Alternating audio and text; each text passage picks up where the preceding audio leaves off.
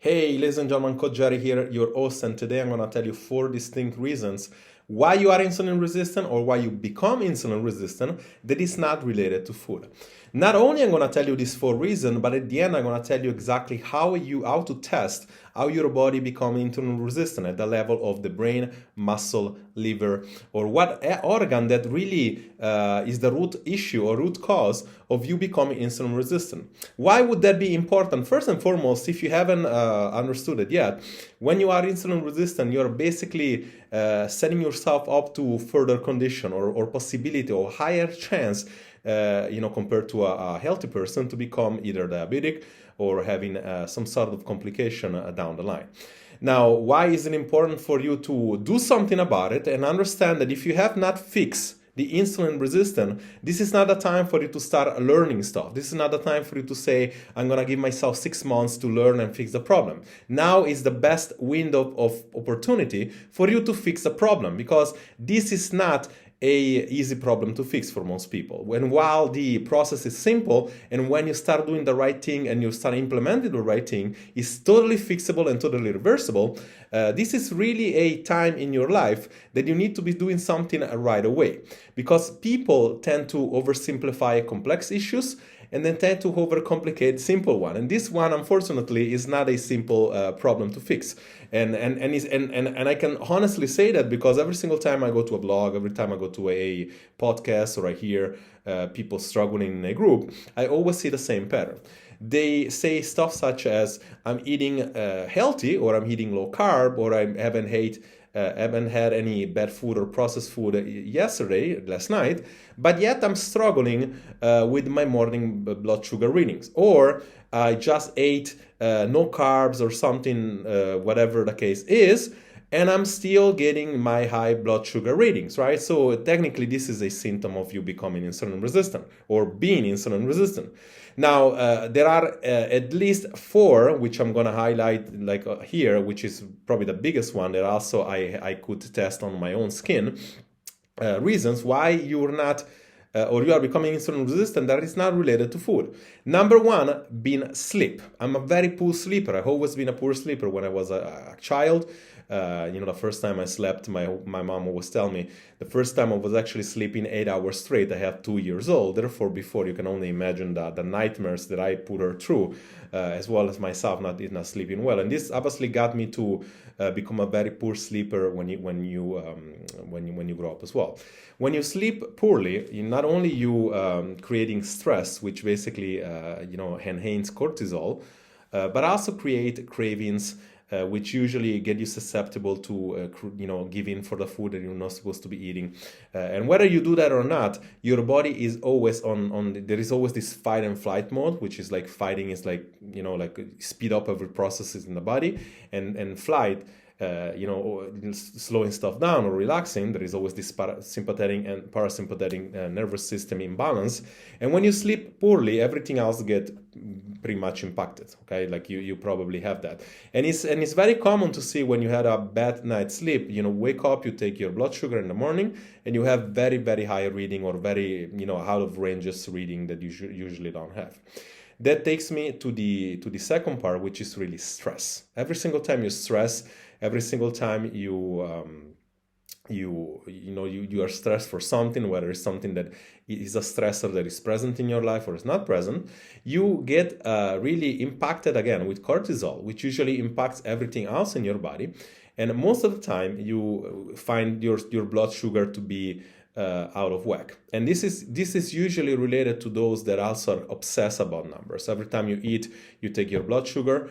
You had the same exact food, whether it was carb or not carb. One day you get a type of reading, the other day you get a different type of reading. Why? Because you're not understanding the impact of you of really try to lower your cortisol as much as possible. When you get stressed, unconsciously you raise your cortisol level, and that impacts everything else in the body, including making blood sugar.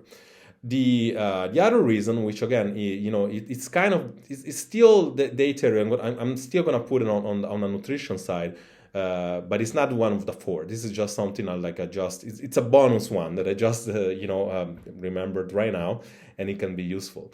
Every time you go too extreme or too low carbs, same thing related to stress again.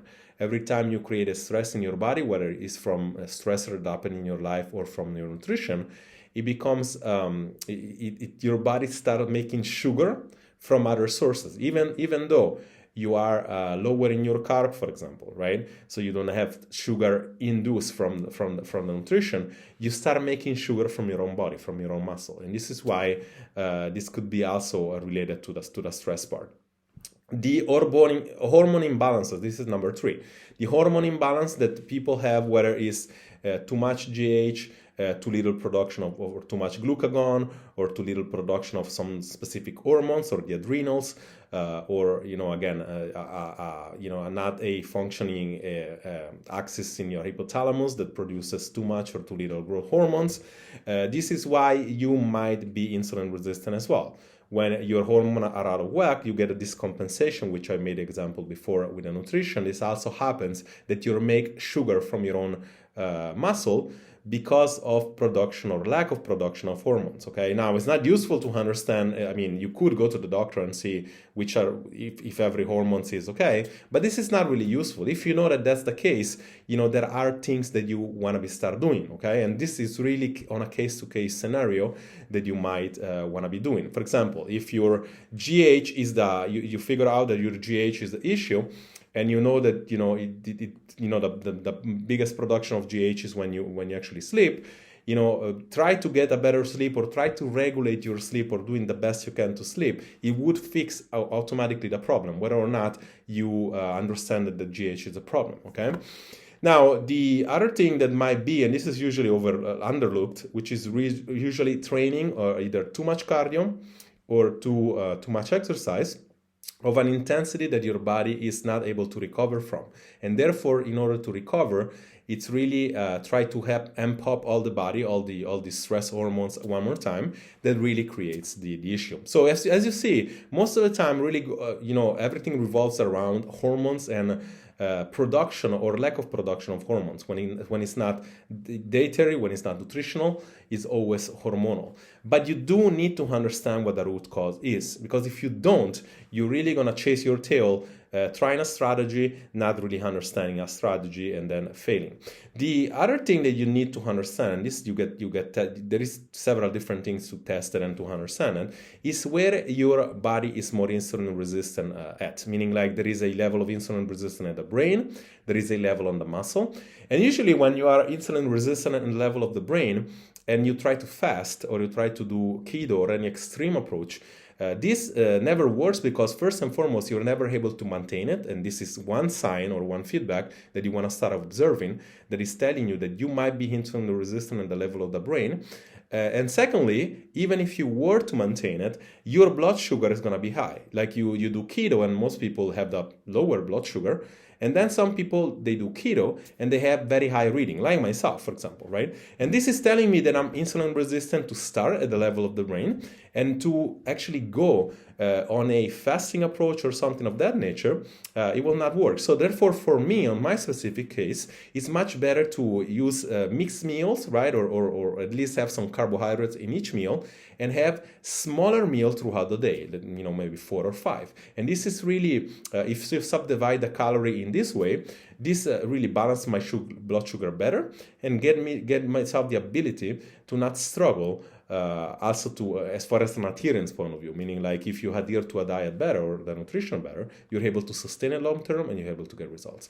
Now, as you saw, this is pretty complex, and I wanted to make this video because I keep seeing people struggling with this idea that insulin resistance is only food related or nutritional related, and there is so much more behind it. Now, how I want to help you do something about it is really going not to the symptom, which is insulin resistant, but to the root cause of the problem, to figuring out together where are you, which level of the body you're insulin resistant at, because as you understood, from understanding that, you're able to choose strategically what to do. When it comes to nutrition, for example, if you're insulin resistant at the level of the brain, you do not want to use fasting, for example, or you want to find something else, right?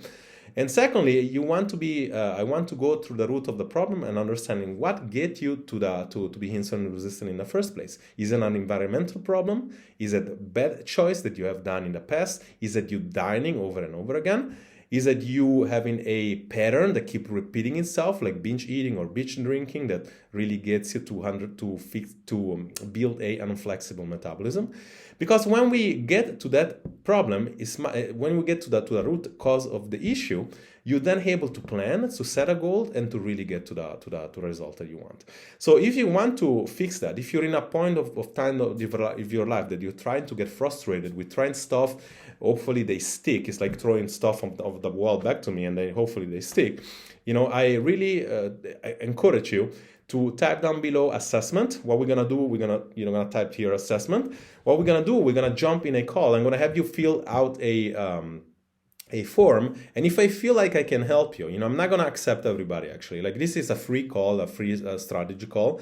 Yet I'm not really gonna even look at people that fill a form saying one word or two. Like, you have to actually show me that like, everybody's time is valuable, and I really feel like you have to show people that want to help you fix an issue some interest, right? So if you fill up the form on the level of specificity which I need, it's gonna basically be like saying, what got you there in the first place, what you're struggling with, what is really the main issue, and you really show that you want to fix a problem. I'm gonna get you to the call, and it's gonna be totally for free, and we're gonna map out a solution, understanding where your insulin resistance start from and what level of insulin resistance in your body you're at and what to do about it. This is Coach Jerry here. I see you on the other side, down assessment, and I'm gonna get in touch with you pretty soon.